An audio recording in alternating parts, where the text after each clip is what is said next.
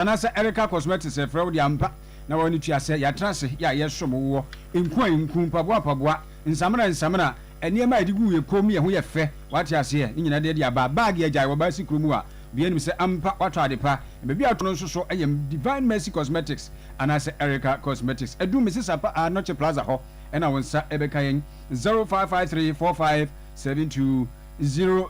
uwe isi boshe electrical sa obi ate ase se yen kania papa efi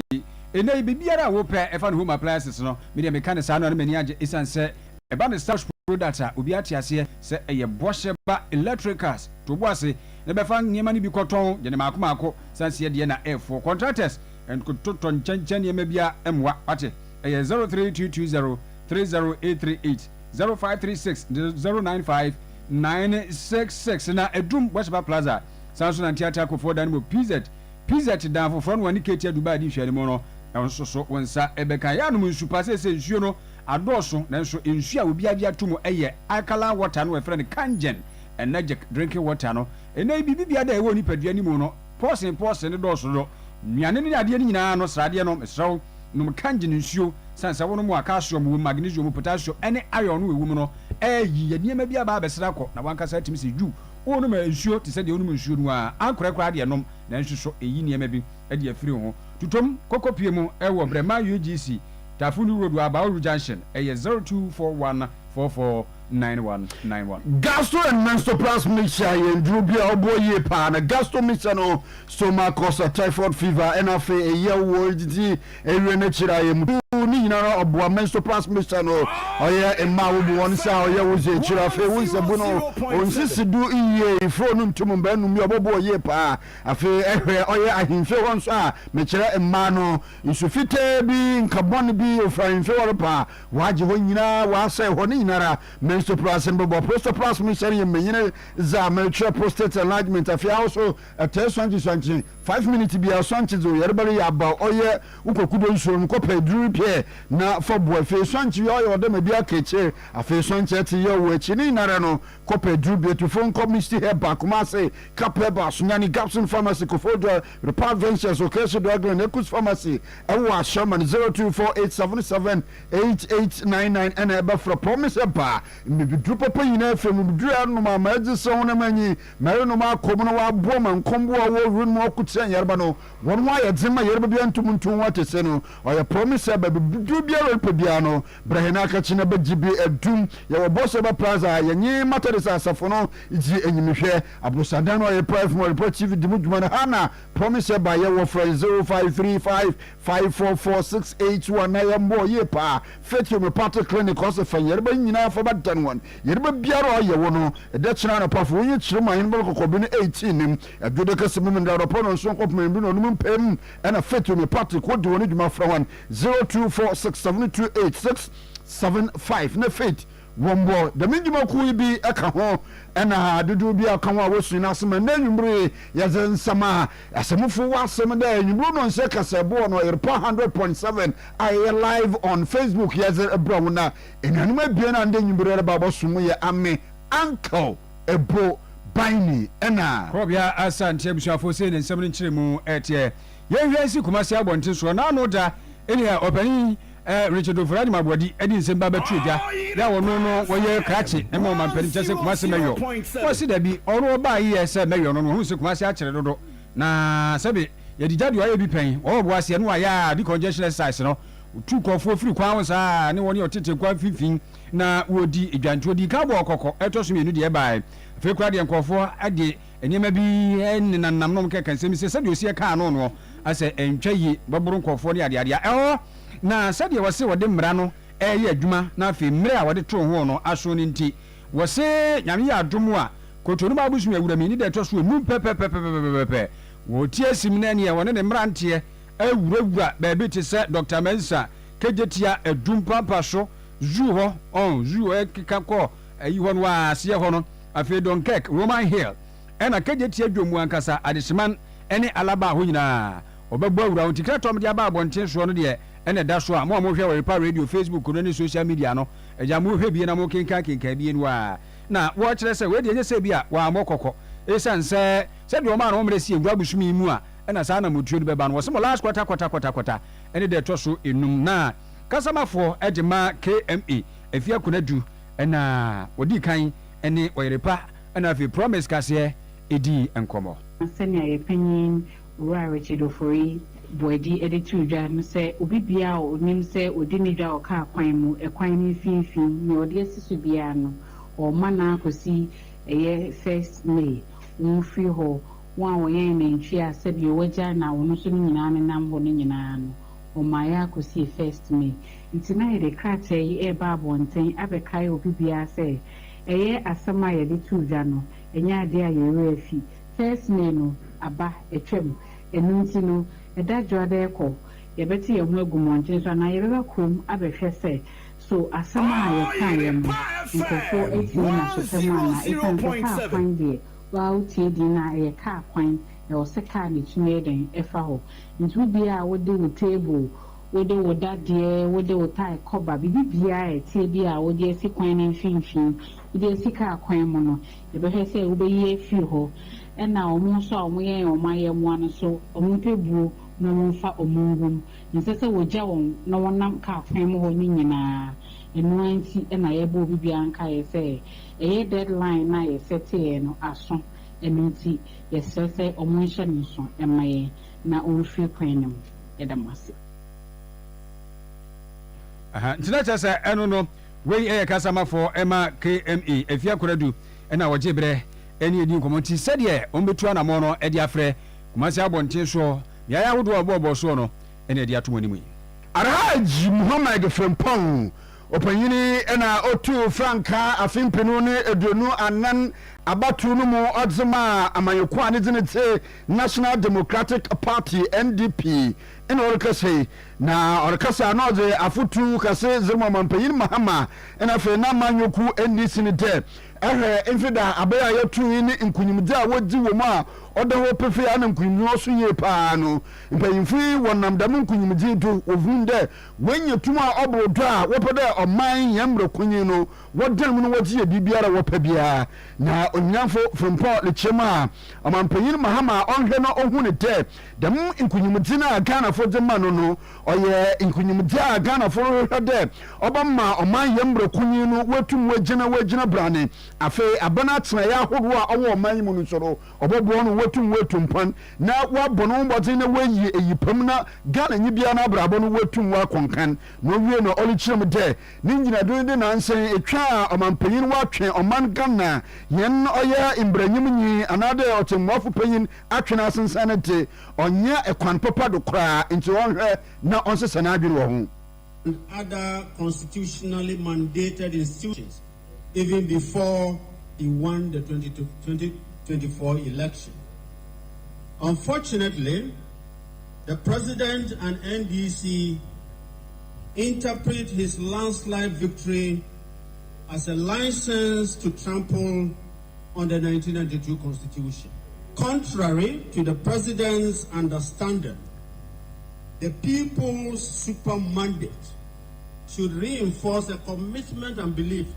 in constitutional principles, in safeguarding state institutions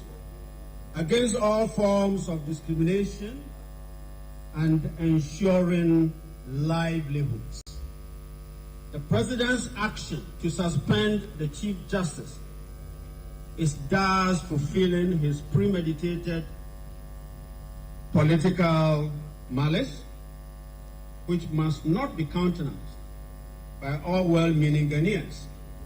The present despicable political act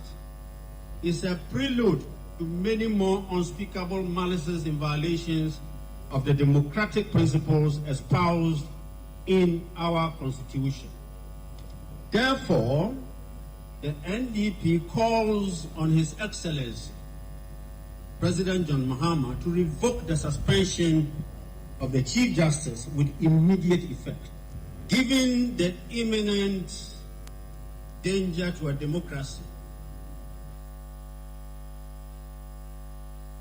Frempong afia otweme aba yɛto no to franka dzema NDP amanyeko ne ndzena yɛte ɛsɛ fofa yɛto aso akɔ anim na kyɛ sɛ People's National Party PNP amanyeko no maame Janet Nabla ena ohim Frank Adima wo mo yesa afia etwam a yebewura afi mu eto aba no ode atudwa se oyetra eba so save the judiciary no enye sebi ade bia sa akwa na sebi eku sebi anya ado woni a wotwe no echese twinkyina atwan sa so mo ya ade bia ensem fra no wo se sebi esefra na enam kwa so pa na ne se esefa ta nyina se nyame aduma demonstration oyetra no ebusu ewemi ne da eto so enum pepepe ede na asi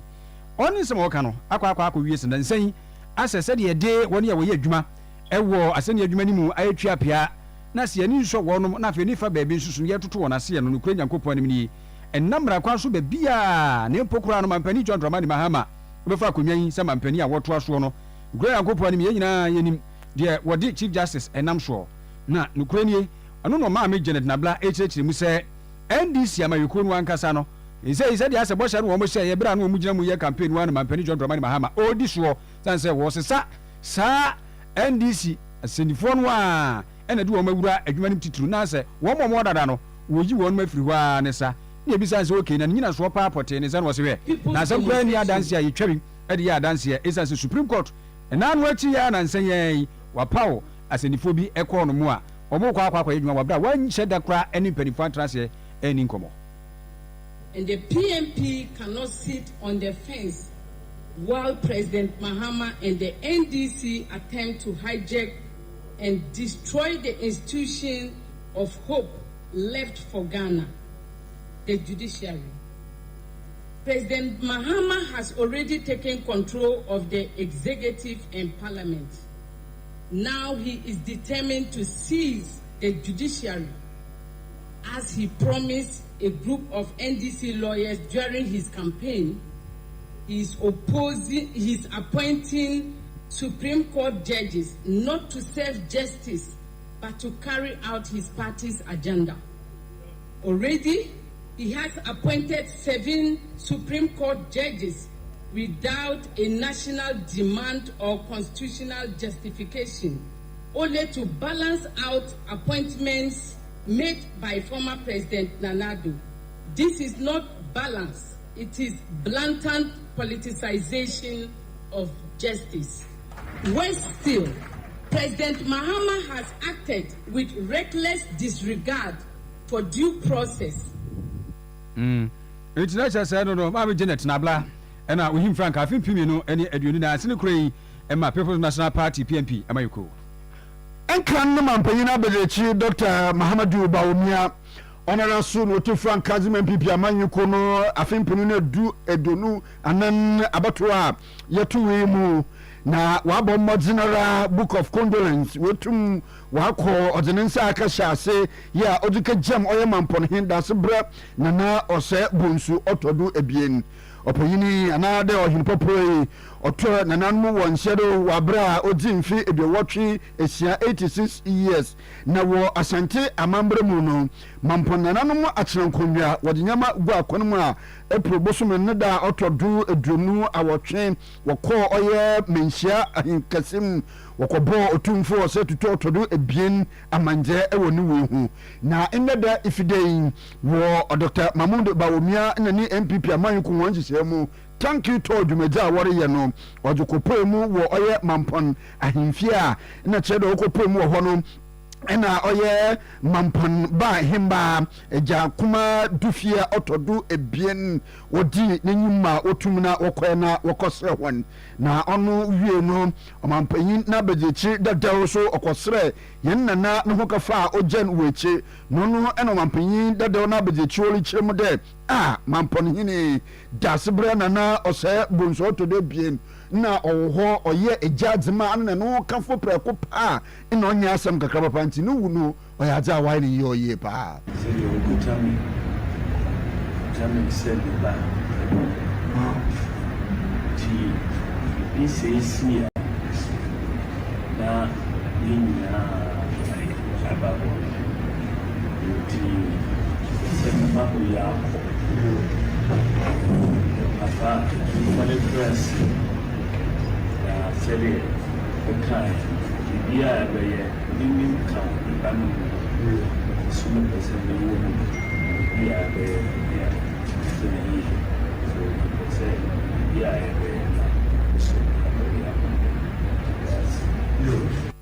na Dr. Mahmoud Bawumia na anusi no na empanyimfo a okoto on wo oye Asante Mampona na no atena nkondwa yinfe we ko due to God ampa mo te na odin sahwaban de ma na ote na de ma bra wo kase atena nkondwa ni nya anhye da wodi bedi oye da asebre ni na wotweda na woro hye omampanyi de na bedi chi bode sa atena nkondwa ni wosi gina na wo hulda wodi bedi na na wotweda won fankam no beyi Dr. Mahmoud Bawumia so tiri ye pa Adawroma, Yasu Santaman, also the second command. Now, between force what you are in Chicaka. It's not yet the homes we are near. It's a walk on the chair. Tina said, I'm a man for a carry to the book. Now your train said, Santaman, now you're born a your train, you know, and I'm not doing it. Look, I'm not going to look good, Papa. And so no one's watching it. And I'm said, my penny, that I tell you, all day. Today, I was saying, you are Dani biba ti duada ye nya kwai eyi na sutire ya ye nya kwai ya ye tire tutu enti omanpani dada be de tire ba ya ananyuma ni penifo so se ya ye NC ye na lesi be ja ye mura chiri da kon bia so e be ba na so na ne ye koso biara e dia be tire ma na mi se ne papa e bo fo abefo na ne ne na mfuna ma hu ne ye koso ne de amanfo ena edibi na na ye toma ye ye hihye ye mu die ye nsi na ye bia ye busu a ene nyina meeting koso a ye hihye ye pan ye be fa so a ye be ba na we ne mpanimfo ne wo bu ma ne pan ne wo sisi a ye be mo nyina aso ate ne wo nyina abeboa ama yakata wo nyina papeti to ote ne mframam ne wabepie ye na so a ye se ye tweneja emu insi gina ye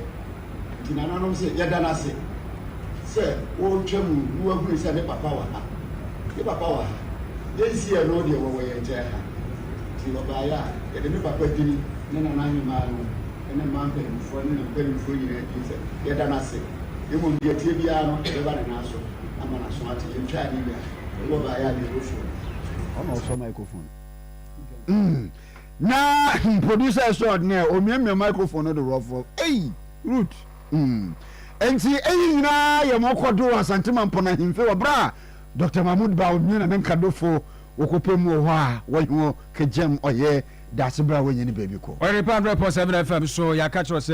social no de ne na ho ba bia media no nti wa obeba Oyerepa radio ene nka nyina YouTube ebeso mo kama pa fa adwonto asebirepam no bitumi akenkan ama na fi yeto aso ensem foforo emu wani ya wodo cabbage ewo adeto bosomoche from Mansimu Asante Mantemu ena dia de srede eto ankorankora na afi aban anim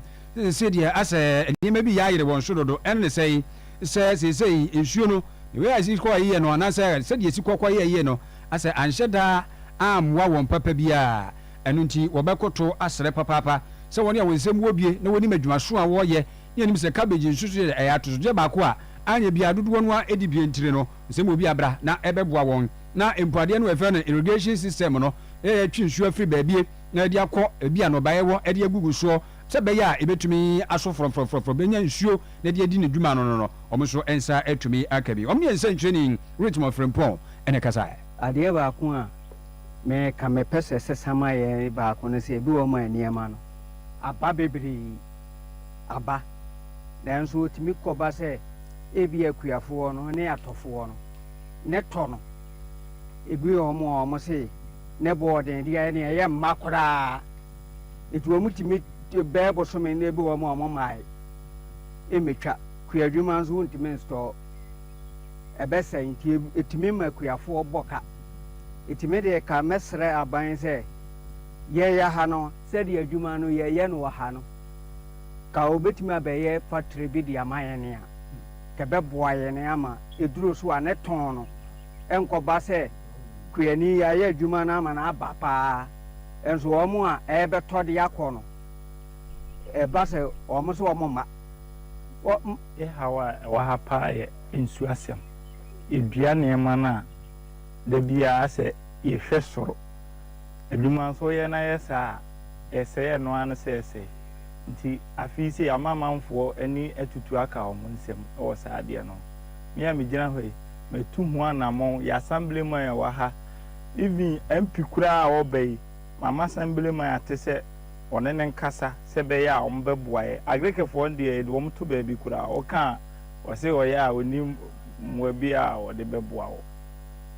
nti ye how pa ye ensu ase revenue tax ene ye twa ne me wo be ha kura de ma wo nim se o mo ba ani bra bam nti wo mbo beli ana wasiwa ti tomli bi ana o mo ne atofo ne ye de eko ba mo a wo se o mo de boa ye ne a enema no ebetum pon no de o mo se o mo ni hu mo bia to de o mbeje de meka enti woni odo cabbage ewo bosome frɛ ho mansi masantimante me kyɛ adeto ɛna mote won kan Oche biara ena eka ne panyimpa oda National Signal Bureau ano owura edu kwabena edu buahin oman hiambra nyimnye panyin mekyira atene general odi botu gode nhwemi abotu gode papai abra oda dwumaji ano no sika bi fa ne nsaje a onnam Ghana dzinumu oda prisika manere ho ampo ne yere ka ho na ono ena in the day nkra orobari kyeremu de papai attorney general say we frase a wori gina asema a wodi na ekopɛ mu Accra High Court na High Court no wa remand there in day papai onkɔtwere ɔyɛ aban kukum ɛwɔ Irokofo wɔn akache na busumi a yɛwɔ mu ne da ɔtɔdo ɔyɛ ide baasa wɔbɛsana aba na wɔatwe asɛm no to na mbranyim nya a ɔregyinam atwitwa agye ɔyɛ yiwura kwabena edubuahin ɛyɛ Samuel Atachia na ɔno ɔrekasa dɛ in the day ɛkɔna aban no yɛ panyin wɔdze kwabena edubuahin ne nsɛm nam do no a wabɛkyɛ mbran wadan mbran ma wɔreyɛ bibia ma wakɔ etie papai na kyerɛ dɛ ne fa hodi wɔretietia do na olikyem de odu bebi no na ono a ɔyɛ mbranyim nipa nyi otwa gi papai ɔnye ɔman Ghana yɛ mbranyim nipa nyi di nkɔmɔ na sisi ara bebi a nsɛm rekɔ no ɔyini di nkɔmɔ kora ɔnye yo sana de wotum wa record ma wɔti asɛm mi wɔ hɔ a wɔbɛkɔ wɔde etie ne yie pa. The judge was doing what they call a balancing act. It's not on the strength of what the attorney general has, but on the fact that you don't have to toy also with the liberty of the individual. So what the attorney general wanted, the guy said no, it's too long. So just use 7 days and whatever you think is residual to whatever you've done, and then come before me. But you see, this undermines totally what they are touting in the press, that they've gotten all the evidence against them and they should even come for plea bargaining. This is a luxury of a trial. That we should all look at it from the perspective of the razzmatazz and the theatric. This is a very painful somersault for the Attorney General. You say, I want more time. A man has been arrested 20th of March, and he got bail on the 8th of April. So was the Yoko sleeping on the matter? Well, he was pleading for 14 days. So that they do, experiment with somebody's liberty. The guy said no. And the further arrest you could have for the moment, it's 7 days. What is the surveillance and the rest of it? If today Adubuahe is stronger than Yoko and Adubuahe is stronger than the national security, then President Mahama is not safe. A man pitted his strength against the nation. And the lawyer Samuel Atachia Ojima owura kwabena Edubuahe na in the day no asama ko dimonte ebra no ye panyinpa oda National Signal Bureau anu no sika bi fa ne nsazen ne nzena yeti abusuafo ye twa so ewo ensem foforo mu na de tie ne se ECOWAS eja se ebibra to ye fam kabomuku wono parliament akohia ewo Casablanca Morocco ne hyamude no ase no ena domkuma ba no dini honorable Alexander Fanyuma ko so no so ena ye chia mehene abedi to miensa ema ECOWAS parliament na be third deputy speaker of parliament ema ECOWAS awo ko fa se bia ba betum se ye hwe bambo ye no se wo malia wo mu keka o ma nyina sika bom na fa mu yiya ko ma sika ro a wo giche mu be se aduonu enum 25% en wo mu yiye e hye dade bob ban yankasa se ye de bob bam e dia prasumdwe e wo maliman nim eno na fanyo kase da bi e wo soro dodo die ntine ba asa nti wo to ne bo ase e bisa asoafo ya wo mali ho ya ono no so to ne bo ase ina no na wo pani Abdullahi Diop ena abanyuma kimisa se nenti sese pa no man no se mu yisika sei e dia pre bambo nko a ena mutokwa ne se de esi etie ya anyim bia nkaye no so ya ban kura bata ne be de poma nyesika e dia hwe eno so afamu The foreign minister concluded this submission by making this profound statement that the peace of Mali means peace for Niger, Burkina Faso, and Morocco by extension. Now, in his long submission, he makes mention of Mali controlling its own priority and warding off perhaps external investment which may have its own conditionalities and all. However, he concedes that as a result of security challenges, it is spending 25% of its budgets on security, although it's aware that it's supposed to build schools and other social amenities and all that. He's talking about an aspiration of the people to have an economy that reflects their own circumstances. Now, my question is, having regard to this reality, and for me, spending 25% of your budget on security is not sustainable over a period. In terms of, I don't know, what penny after you market, not much in income. Tinalusi Yepe, and as one for more share, I'm on some show. Ewa Mali, Abdullah Diop, HSA, and was so much as 25% to the tour, and the Bob buying a pre-bambo, a pressure Joe Mali Sansa, and Tokwan, and Timmy one say, I just say to try for the dorsal or Mali to do. You said 25% that we are investing in ensuring our security is not sustainable. No, it's not a matter of, it's not an option. It's a matter of, if we are not spending this, even above, we will not exist as a country. I will not be here to talk to you. I will not be here to even discuss this initiative. We have to do it. How much the U.S. is spending on the, why U.S. has 700 military bases around the globe? We have an existential threat.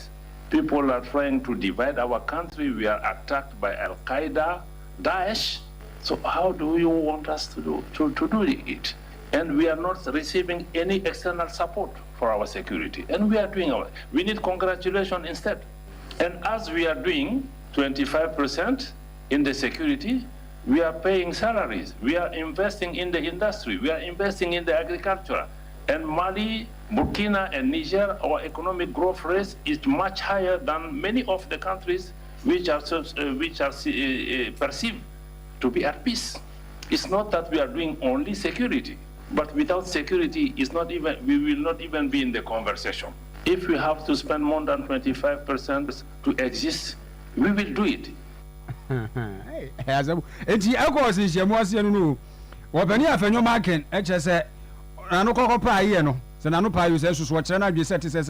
what for your hammer and is sure. Abdullah Diop, and I can come to the channel, and say, any 25% in here, one measure the year to us, as comedy Bob Bambo, or minimum. Bambo, you go no more, as you know, no crown, eh, so we says Capudiona, and you mark who say, be a essay, or Mutiaka, a baby Funi Chuamoka. And he said, "You are buying Gusu was I any more Mali?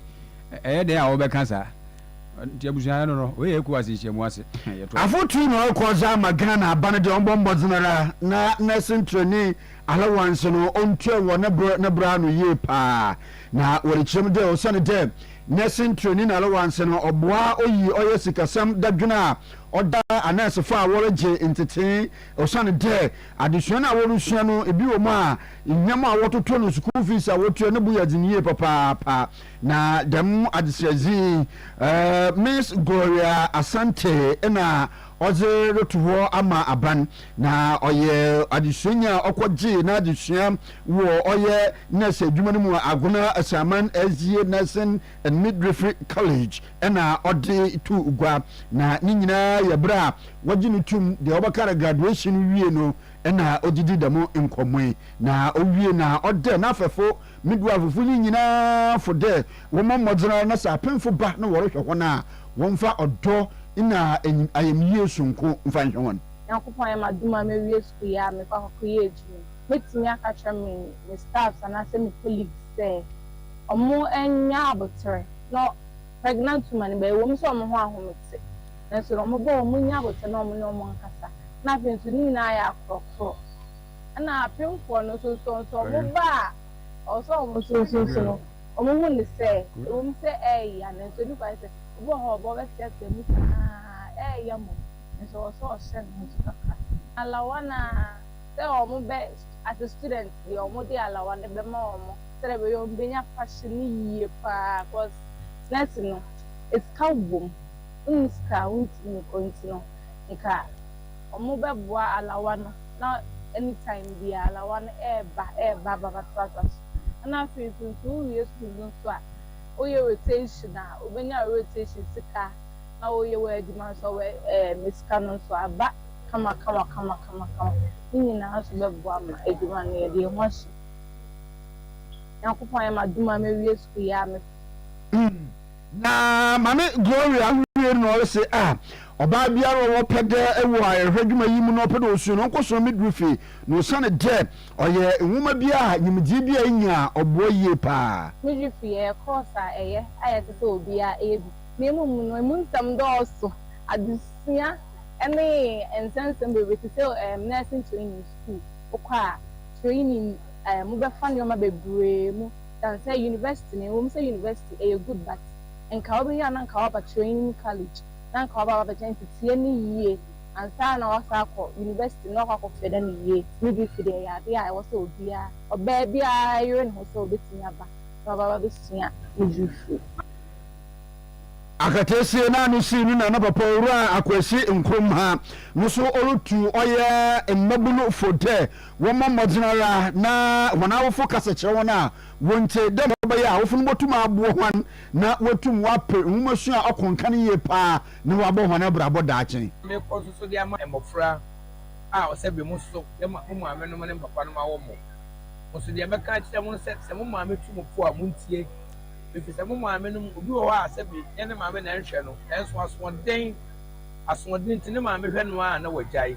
nti de meka no say emofra amaba obi antie ne maame ene ne papa asem so tio maame ne papa asem a sabi ono so no ona na chi mawo sabi ko ana se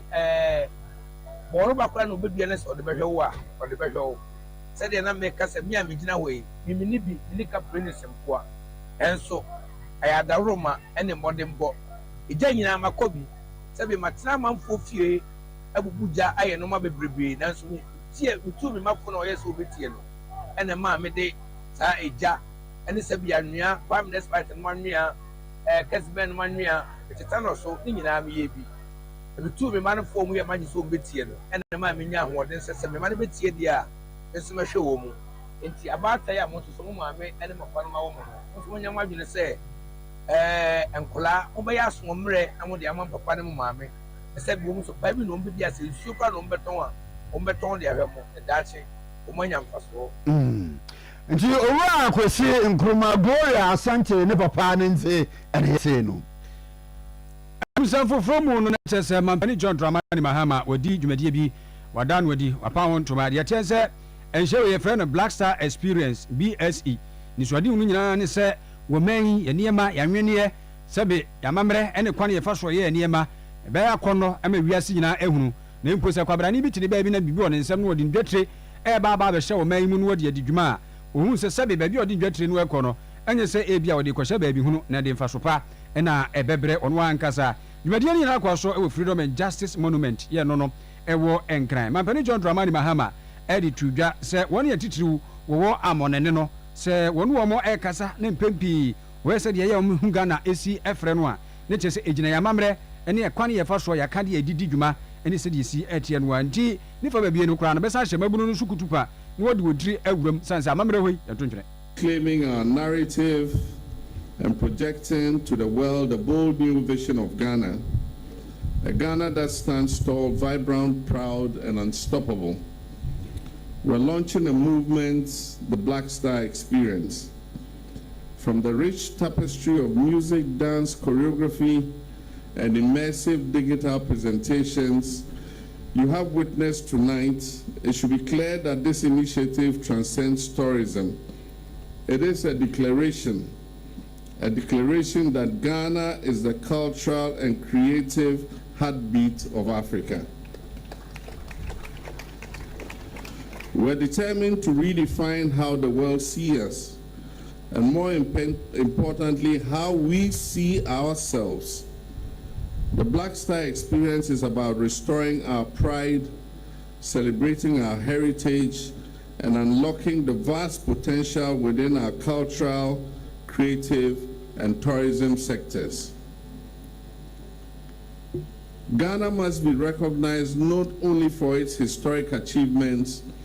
but also for its dynamic present and limitless future. A powerful legacy has shaped our nation from the enduring kingdoms of Akwamu, Dagbon, and Ashanti to the fearless Pan-Africanist leadership of Osajifo Dr. Kwame Nkrumah, whose vision of African unity still inspires generations. And Babani John Dramani Mahama and Mutene Kano, Nani Nemu Aquako Jabo, HSA, Adiano, a friend of Black Star experience, quite befasona fee, Omea Mamre, Yamania, any CDC, and Yema, Beyakonama, Manfon, who say Ghana Yawazu. Na ose oshemu kanapa na nyina mu honorable Abla Jifa Gomashi ya we so afọhwe akwansra so na fi anwenie ni amamre maame Abla Jifa ekire se we no yade bi ababu apa beyi ni pesu ankasa ene ne nyankopon ne dua ne mu no apie ne no aka wo bi ama dodo no asoso ehunu se ampa enema e wo ho obi aso amamre ni na mane yekuta na ne se so atotwe. Here we are fulfilling one of the important NDC manifesto promises. And I'm so happy. For me, it is heartwarming as it is momentous because it is central to the cultural and creative heartbeat of this dear nation of ours, the occasion to officially launch the Black Star experience. We have another epoch in the making. It is being elevated before our very eyes. The leadership that is being offered by His Excellency John Dramani Mahama and his government is setting out policies to improve the creative cultural sector with actionable plans aimed at providing an enabling environment for job and wealth creation and the improvement of livelihoods. The Black Star experience, a strategic intervention to showcase Ghana's unique culture and heritage to the world. It is posited to enhance transversal potential of the nation's creative and cultural essence as a veritable offering to the Ghanaian people, Africa and its diaspora, and to the world. It is pivotally designed as a stimulus that moves our creative impulses and culture from the fringes to the center of national development. Well, so for your construction, Mamre, and I feel Yakeka Honwa, Mame Ablajifa, Gomashi, and I'm Motin Wenkano. Now, the attention is there. On an annual does in Bibabe Tuja. Now, Dr. Kessa, Atto Forsen, oh, my foot to some for, and the Bibabe Tuja, which it will say, Sagi or Gwe, Ghana, Japadia Bakupa, Ghana, Badia, Muyensa, and Yansabu Buja, and some way, Yansam Ketwa. I think people know any of you know. I think people know any of you know me and sa in fear meaning. Or more broke a beer one more, Sabi Canon Tias, Yabianim. I had 25.1 million Ghana cities in Mudupa. Na Ninja more what the two Gano, just a Chimuka Krum. I think people know any of you know 25.1 million Ghana cities. And I think people know any of you know and Sadiano. I had 25.5%. Nasa million Ghana cities in percentage. No, and I'm a penny John Dramani Mahama or the other two just na ewiase kura no pempi ya no wontia se aban kura batabiti se gihok bekas wo maboka nyedi a waka sa ne se ewiase ye besie bia no ye de ase be nyankopon eto so bi se ya awrehu se ani giwu emu bia ni ho a emkofo mmro bi nipa ni agye se de obebro na ewura ho so obebro wontia se gihofo etime abro ka twitwiri de se ego na bere no aso se Ghana aban manani ekosa afem wo pa na woni a wafa kwati kwanso edi buro nya ho ewe kraka se egu ma ne dwuma no yehwe yentwoma so. We had a conference with SIGA, and we're giving the debt position of state-owned enterprises, and almost all of them are in debt. Even companies like Gihok Distilleries, where when I was president, they used to pay a little dividend to government. Today, they also owe. The question I ask is, how can you sell alcohol and be in debt? When Ghanaians are happy, we drink alcohol. When we are sad, we drink. When we are not happy, we are not sad, we drink. So how can you sell alcohol and lose? And so we are charging the management of state-owned enterprises and the workers. Let us work together to make sure that we make these institutions viable, because those institutions belong to all of us. Any jebre mo broboy, awre wo bro mo broboy. Ntia de obeka so atonsa boka. Ebre bia nkofo webro. Sama boka gi okofo. Wei ya mampani John Dramani Mahama. Opeyina otu Frank Azim MPP amanyuko no afi otwemi abatomu Dr. Mahmoud Bawumia no rekase. Na Dr. Mahmoud Bawumia orehye oye NPP amanyuko no n'ekitafo nyina na ne mu made. Mama wo ma 41.75% a wonye wa fi otwemi abaya yatu mu imbu wona abamu kura na wona adwen nya hote MPP amanyuko no wontum wonwini ababia mba abane mu biem chide ocheransa na osmu wonye de madwen no na Dr. Bawun Mawumia lichirem te ebra enfida woto abane wie na MPP wodi mu nkugwen obo anan kasra enka na mampanyin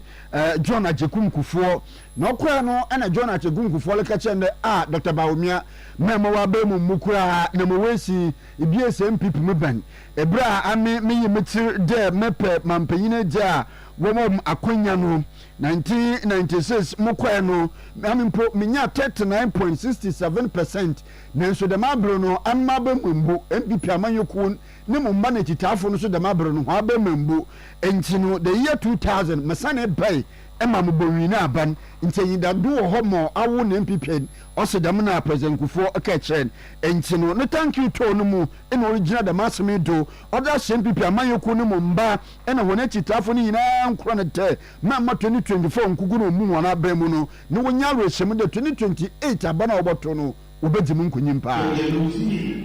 election presidential only 41.7%.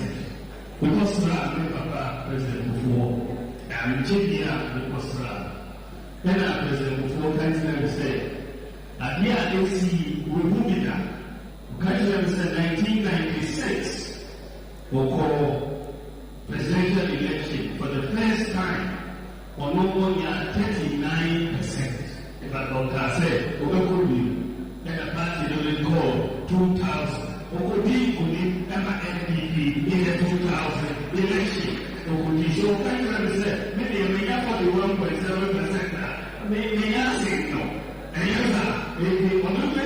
2000 or this 2028, and now NPP 2028, any of the candidates are in PUB. So that is the hope of the American. Ever the now so. 200 years ago, almost so yes, the third time, and now third time, or 2016. So you say 2028 years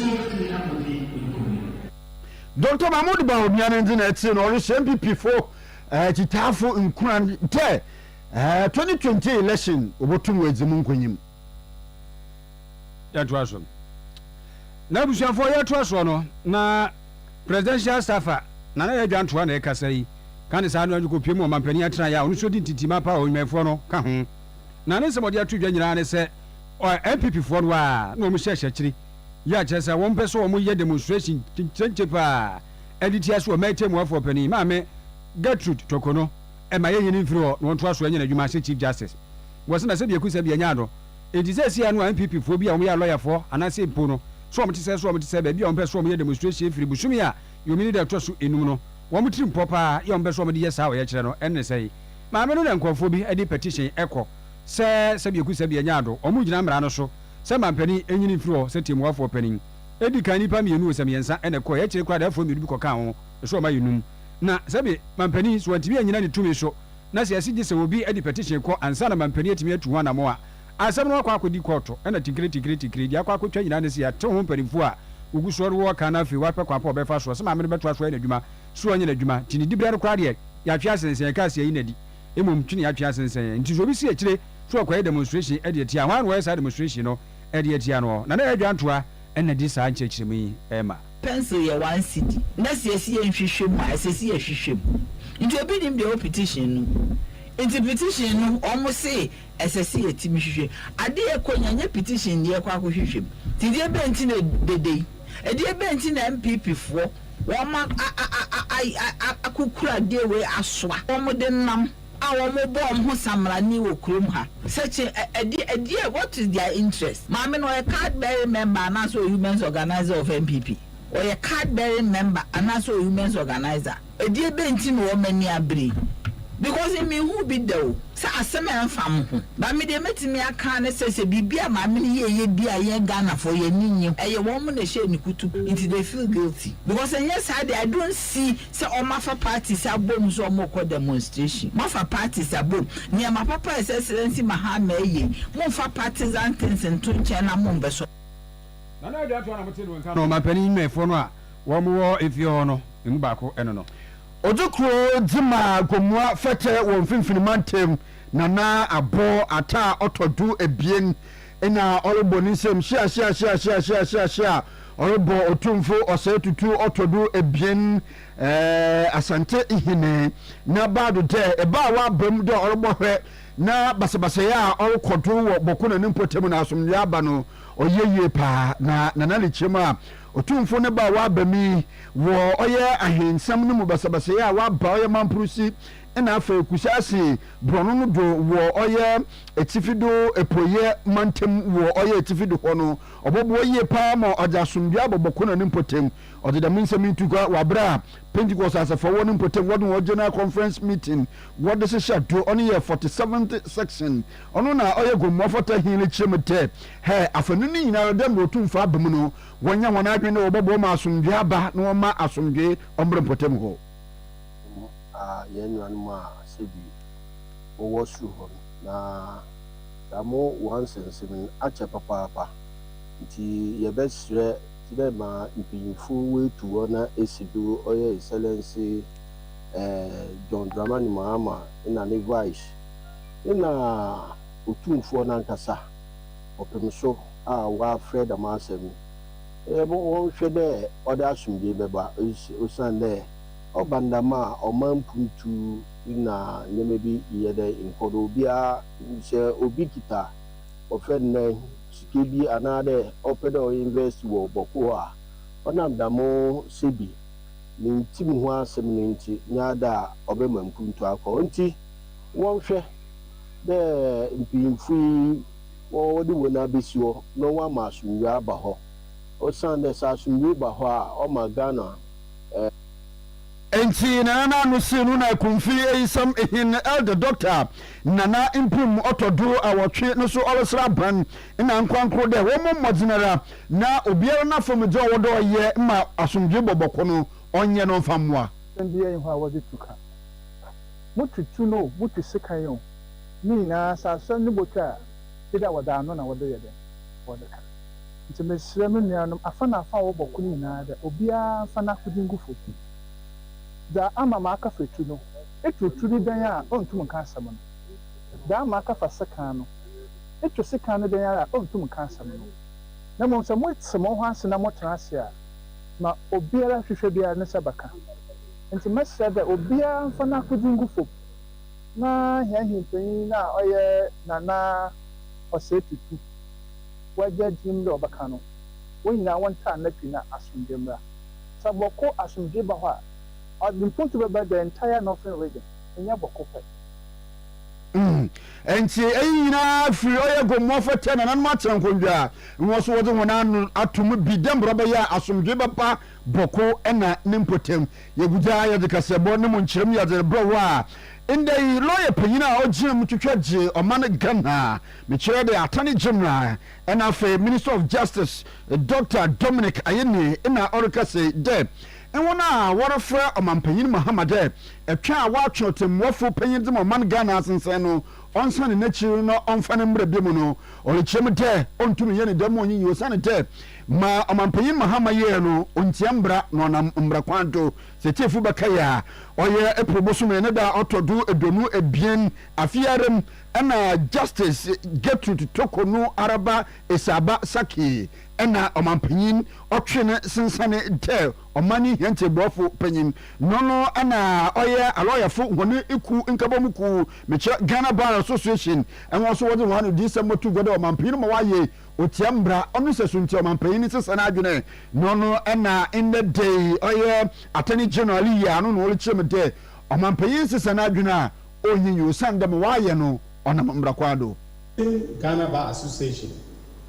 issued a statement in which they said that so far the president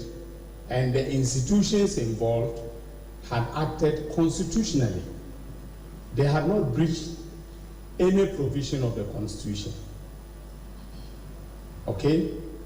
And that was my internal assessment of what had taken place. Legal counsel to the president and everybody who has been involved has been very careful to ensure that the Constitution and laws of this country are obeyed in every step that the president has taken. And we believe that he has not violated the Constitution. And there's no reason why he should reverse himself. Aye, producer extraordinaire. And so Dr. Dominic Ayeni, the Attorney General, Ninze Eneyeti. Amamre PSA ena yeka wono. Amamre be na unimasa. Seti yeni ankasa yamamre de he na wunim ye de se be kire keke na emwa wa ankasa. Nse nne bebi ye keka koro no. Se wa hunu yamamre ne yamane no a oni bete na nkofo afa ho aba be hunu kura no mo de koji o mani akoyo mama yi. Nti die wo mu bia no abetumi aye no wo de bra Oyerepa fraud desk ba beto Magdalene say wo ha na wabisa ne forms no 50 Ghana cedis per fele ya me adumu a krodon de wunimi ye bia be kire ni hunu se wo kire ya ne yankase amamre na bia wo firi bia Ghana fa na ha 0591 707983 0591707983 yeni nkomo Dr. Tam de wa wani tua so de Tam no to yade ne so midima for ba hospital ene ye de ani kire no Dr. Tam da so yade biada wane so ndi wo chini mienu sa no a wo hwe a wo se yade wi ebekọ na me nsantem yade wi ne ya mitu ase mi hu yade wuntimi tu ase atwema ebu akwa ya agogo sanso na pokua se mayra enkran wo de wo ba yade bia se betu 0244774282 0500727215 midima fono no udima fono wa okay, you know. Young Conco farmers. The Conco farmers. And yamfa amanonin sam entia oya kasia